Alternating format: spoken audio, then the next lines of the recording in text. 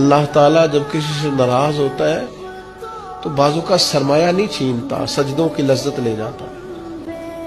لوگوں کے پاس ہر چیز ہوتی ہے لیکن بندگی کا موقع نہیں ہوتا۔ سب کے لیے ٹائم ہو اور اگر بندے کے پاس سجدہ کرنے کو ٹائم ہی نہ ہو، دیر تک دعا مانگنے کو ٹائم ہی نہ ہو۔ ایک دن بیمار نہیں ہوئی حضرت رابعہ بصریہ تو کہنے لگی مالک تو ناراض تو نہیں ہو گیا؟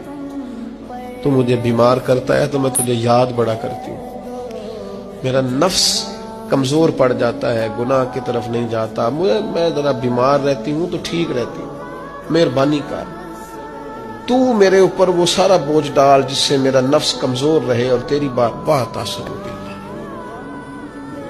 لمبی لمبی دعائیں مانگا کرے، دیر تک اپنے رب کے حضور حاضر رہا کرے۔